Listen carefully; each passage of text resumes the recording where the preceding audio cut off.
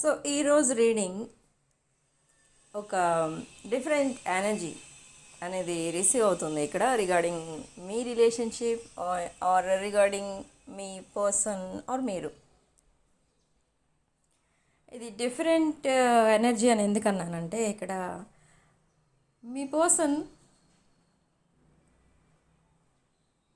రెండు ఎనర్జీస్లో ఉన్నారు. అంటే టూ ఫీలింగ్స్ కనబడుతున్నాయి ఇక్కడ. ఎలా అంటే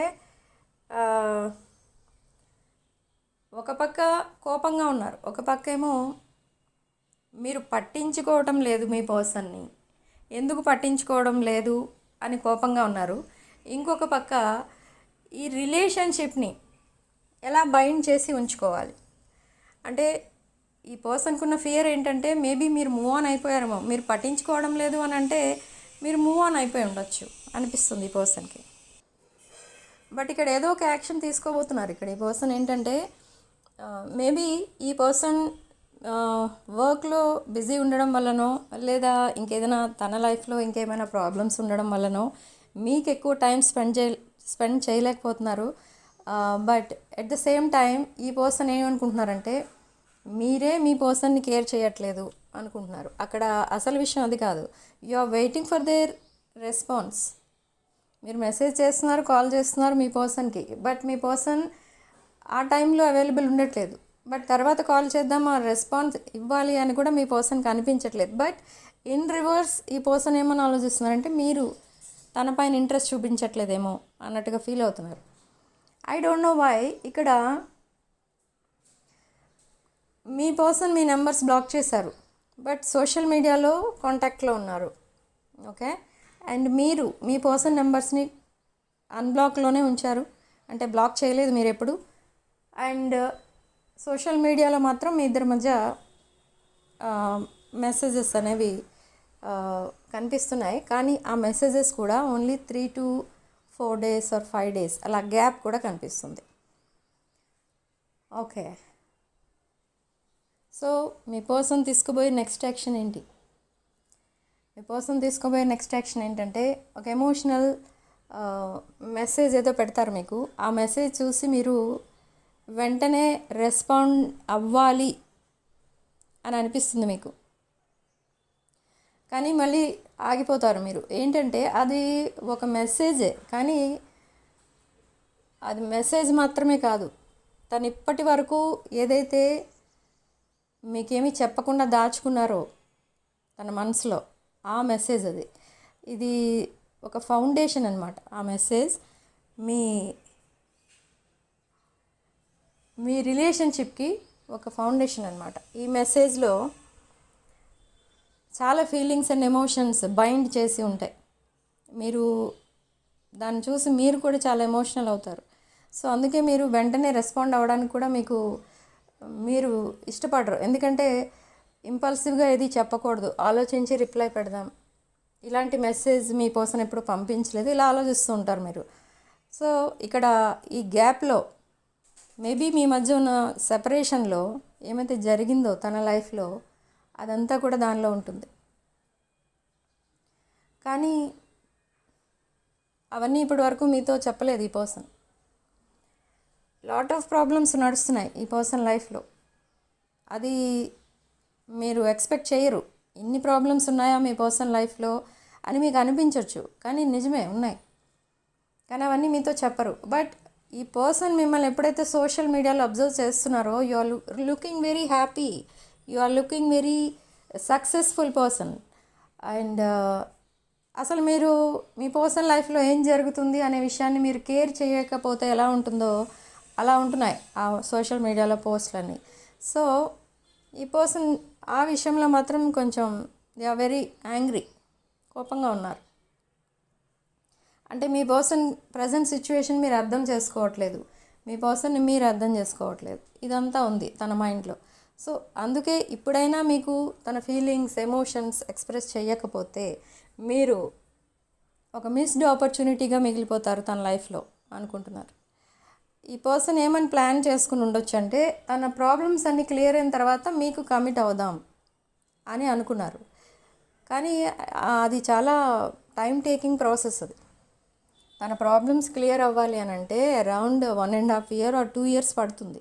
సో అప్పటి వరకు మీరు మూవ్ ఆన్ అవ్వకుండా మీ పర్సన్ కోసమే వెయిట్ చేస్తూ ఉంటారా అనేది ఈ person doubt. So now they want to keep you stuck. Okay, they don't want to lose you. మిమ్మల్ని వదులుకోవడం ఇష్టం లేదు. ఎందుకంటే ఈ పర్సన్ లైఫ్లో మీరు ఒక యూనివర్స్ ఇచ్చిన గిఫ్ట్. ఓకే, మీరు ఒక ఆల్మోస్ట్ మీదొక డివైన్ ఎనర్జీ అనమాట. మీరు ఏం చేసినా మీ పర్సన్ని క్షమిస్తూ ఉంటారు. చాలా ప్యాంపరింగ్గా, లైక్ మదర్ లాగా కేరింగ్గా ఉంటారు మీ పర్సన్ అంటే. అన్నీ చూసినా కూడా ఈ పర్సన్ మీకు వాల్యూ ఇవ్వలేదు in the recent past. But now they respect you, they value you. కానీ రీసెంట్ పాస్ట్లో ఈ పర్సన్కి మీకంటే ఇంకేదో ఉంది తన మైండ్లో. ఓకే, సో అసలు నెక్స్ట్ మూవ్ ఏంటి అనేది, ఈ పర్సన్ ఏం చేయబోతున్నారు అనేది కూడా మీకు కొంచెం మీరు ఎక్స్పెక్ట్ చేయరు. మీ పర్సన్ అలా బిహేవ్ చేస్తారు, మీతో అలా రెస్పాండ్ అవుతారు అని మీరు అనుకోరు. కానీ అలానే జరుగుతుంది. అంటే మీరు ఏదైతే మీ పర్సన్ దగ్గర నుండి ఎక్స్పెక్ట్ చేయట్లేదో అదే జరుగుతుంది.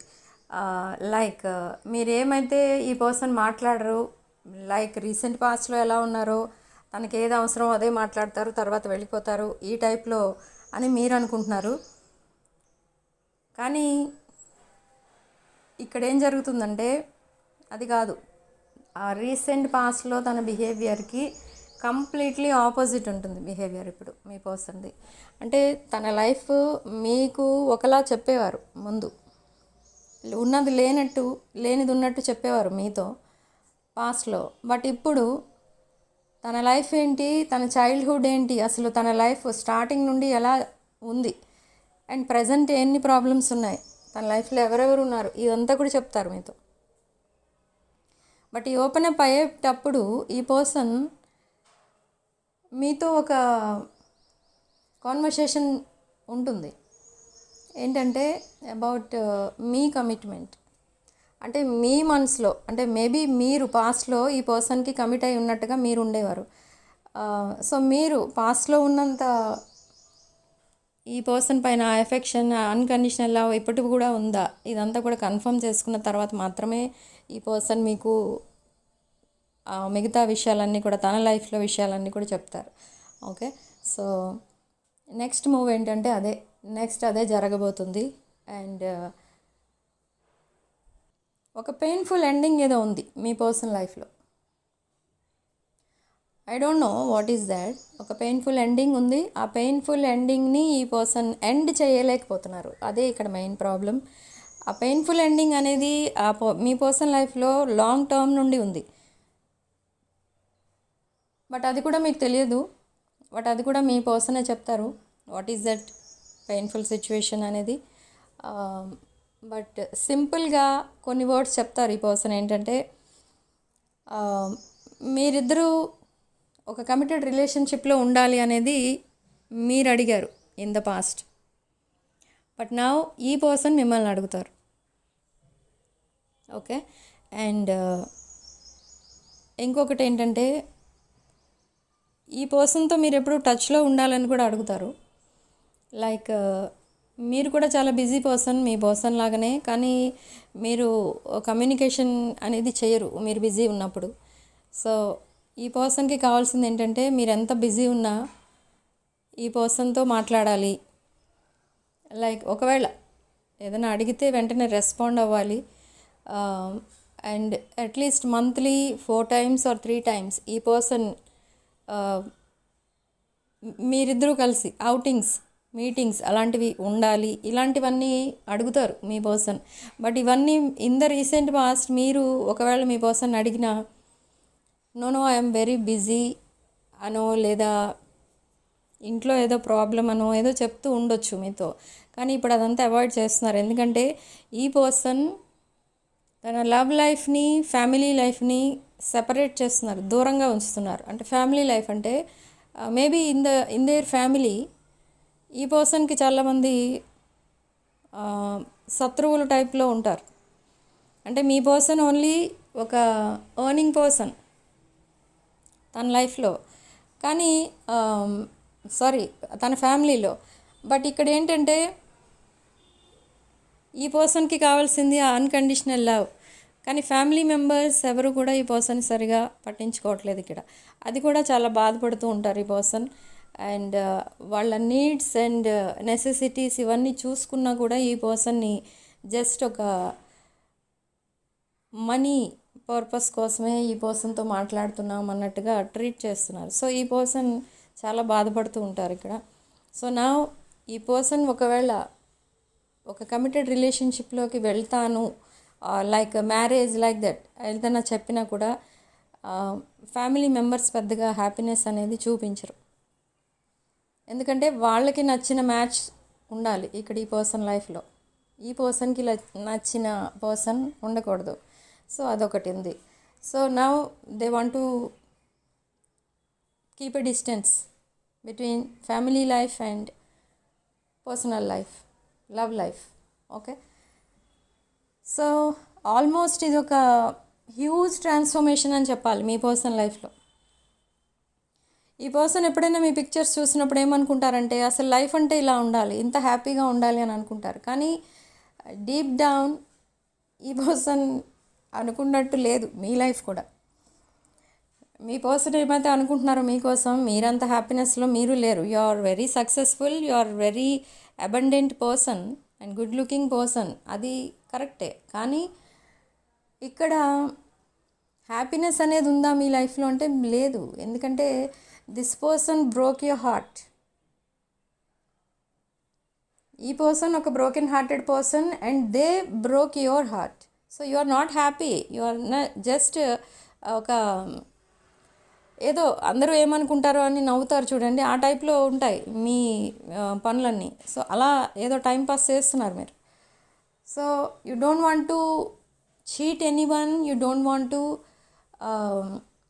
అంటే మీరు ఎవరిని కూడా డిలేమాలో పెట్టడం, ఏదో లేనిది సృష్టించి చెప్పడం మీ లైఫ్లో ఇలా అయింది అలా అయింది అని, అదంతా కూడా మీకు ఇష్టం ఉండదు.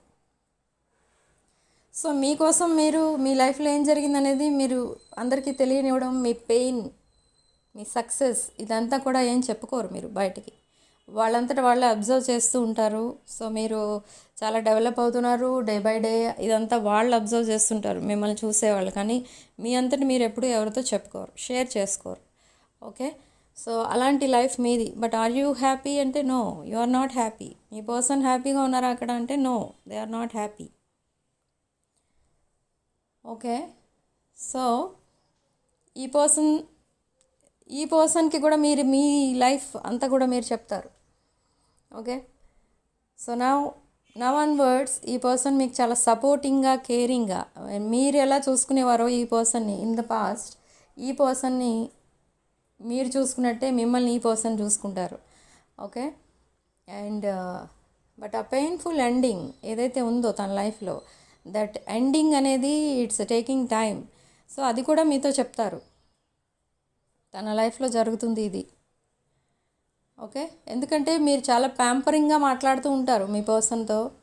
So they cannot ignore your messages. ఒక మదర్ ఆర్ ఫాదర్ ఎలా ఉండాలో అలా ఉంటారు మీరు, అంత కేరింగ్గా, ప్యాంపరింగ్గా. పేరెంట్స్ కిడ్స్తో ఎలా మాట్లాడతారో అలా మాట్లాడుతూ ఉంటారు. So this break through is coming in your life, huge transformation like regarding మీ రిలేషన్షిప్. ఓకే, అంటే ఇది ఒక రీయూనియనే కాదు, రీబర్త్ అని చెప్పాలి మీ లైఫ్లో. మీరు ఎక్స్పెక్ట్ చేయలేదు అసలు మీ పర్సన్ మళ్ళీ మీ లైఫ్లోకి వస్తారు అని, మళ్ళీ మిమ్మల్ని యాక్సెప్ట్ చేస్తారని, లేదా మీ పర్సన్ కూడా ఎక్స్పెక్ట్ చేయలేదు. మీ ఇంత జరిగిన తర్వాత కూడా మీ పర్సన్ని మీరు మళ్ళీ యాక్సెప్ట్ చేస్తారని మీ పర్సన్ కూడా ఎప్పుడూ అనుకోలేదు. సో ఇద్దరికీ ఇదొక షాకింగ్, మెమరబుల్ ఎక్స్పీరియన్స్ అనమాట. ఓకే, సో అయితే ఇది ఎప్పుడు స్టార్ట్ అవుతుంది, ఇది ఎప్పుడు జరుగుతుంది అని అడుగుతారు మీరు.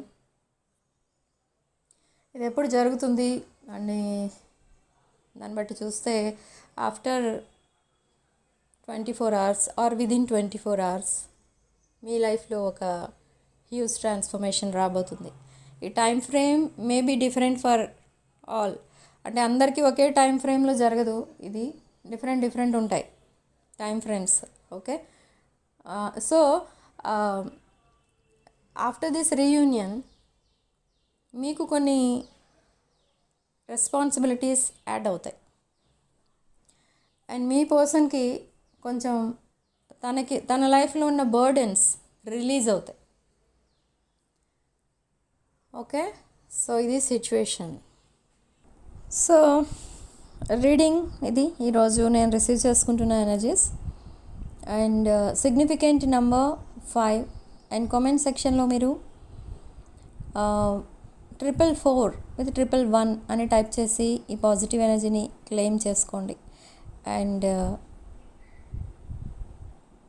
వీడియోలో ఓన్లీ మీకు రెజొనేట్ అయిన పాయింట్స్ మాత్రమే తీసుకోండి, రెజొనేట్ కాని పాయింట్స్ వదిలేయండి.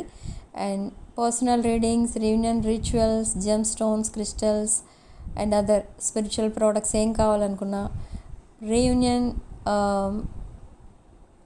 రిచువల్స్ అండ్ రీయూనియన్ రెమెడీస్ రెండు కూడా అవైలబుల్ ఉన్నాయి. కావాలనుకున్న వాళ్ళు బుక్ చేసుకోండి. ఓకే, అండ్ నా వాట్సాప్ నెంబర్ టైటిల్ దగ్గర ఉంటుంది అండ్ డిస్క్రిప్షన్ బాక్స్లో కూడా ఉంటుంది. ఆ నెంబర్కి కాల్ ఆర్ మెసేజ్ చేసి మీరు ఈ readings and other products, spiritual products book చేసుకోవచ్చు. సో ఇప్పుడు ఈ రీడింగ్లో నేను చెప్పిన పాజిటివ్ పాయింట్స్ మీరు ఎలా రిసీవ్ చేసుకోవాలి, నేను చేసిన ఈ మేనిఫెస్టేషన్ని మీరు ఎలా రిసీవ్ చేసుకోవాలంటే వీడియోని లైక్ చేయాలి ఫస్ట్, తర్వాత ఈ వీడియోని మీ ఫ్రెండ్స్ ఆర్ ఫ్యామిలీకి షేర్ చేయండి అండ్ ఛానల్ని సబ్స్క్రైబ్ చేసుకోండి. సో ఇలా చేయడం వల్ల అండ్ నేను చెప్పిన ఏంజెల్ నెంబర్స్ కామెంట్ సెక్షన్లో టైప్ చేయడం వల్ల